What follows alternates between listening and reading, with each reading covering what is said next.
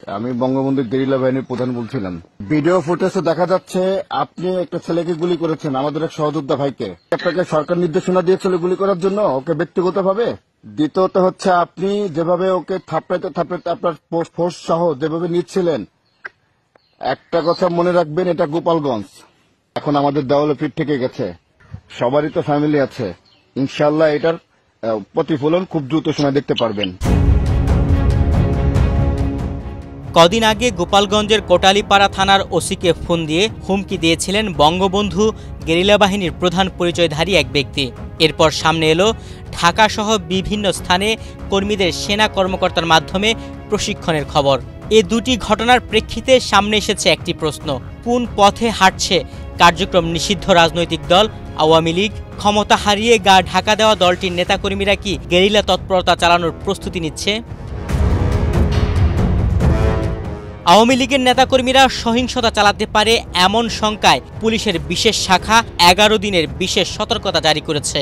29 জুলাই থেকে 8 আগস্ট পর্যন্ত সময়কে কেন্দ্র করে অনলাইন ও অফলাইনে সংঘবদ্ধ প্রচারণার মাধ্যমে দেশে নৈরাজ্য সৃষ্টির চেষ্টা করা হতে পারে এমন আশঙ্কা করা হচ্ছে।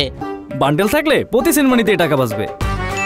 বিকাশ সেনমানি বান্ডেল কিনে জিতুন প্রতি লেনদেনে। দলটির কিছু নেতাকর্মী সরকারি বেসরকারি স্থাপনায় হামলা, বিশৃঙ্খলা কিংবা ভাঙচুর চালাতে পারে বলেও ধারণা করছে আইন শৃঙ্খলা রক্ষাকারী বাহিনী।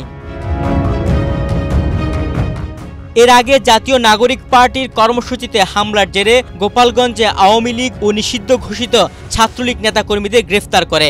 সেই সময় বঙ্গবন্ধু গেরিলা বাহিনীর প্রধান পরিচয় দিয়ে এক ব্যক্তি কোটালীপাড়া থানার ওসিকে হুমকি দেন। সেই কল রেকর্ড থেকে জানা যায় শেখ হাসিনার নির্দেশে সারা দেশে গেরিলা বাহিনী গঠন করা হচ্ছে। এই হুমকির পর থেকে আওয়ামী লীগ ও তার সহযোগী সংগঠনের নেতাকর্মীরা গুপ্ত হামলার জন্য প্রস্তুতি নিচ্ছে বলেও ধারণা করা যাচ্ছে।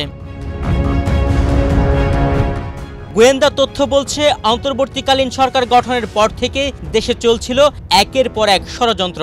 নানামুখী অপতৎপরতার মাধ্যমে নতুন সরকারকে ব্যর্থ করার সর্বাত্মক প্রচেষ্টা চালিয়েছিল পরাজিত শক্তি। সব প্রচেষ্টা ব্যর্থ হওয়ায় এবার রাজধানী ঢাকা দখলের চেষ্টা করছেন আওয়ামী লীগ।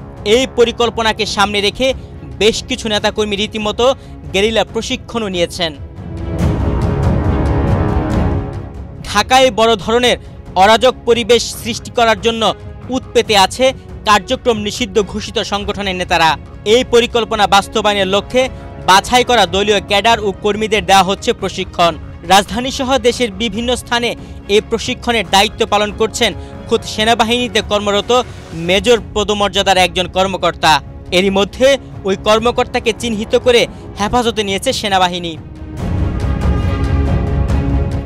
আওয়ামী লীগের কর্মীদের প্রশিক্ষণ দিচ্ছে মেজর সাদিক নামে একজন সেনা কর্মকর্তা।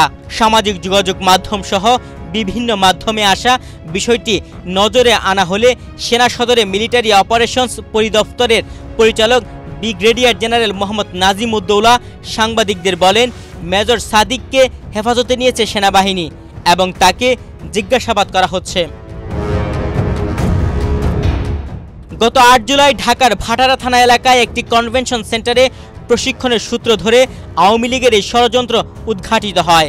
ওই দিন সকাল থেকে সন্ধ্যা পর্যন্ত আওয়ামী লীগ ও ছাত্রলীগ সহ বিভিন্ন অঙ্গ সংগঠনের প্রায় 400 নেতাকর্মীকে প্রশিক্ষণ দেওয়া হয়। প্রশিক্ষণে অংশগ্রহণকারীদের আগে থেকে একটি টোকেন দেওয়া হয়, যা 2 দিন আগে মিরপুর ডিওএইচএসে একটি মিটিংয়ের আবেদনের মাধ্যমে সরবরাহ করা হয়েছিল।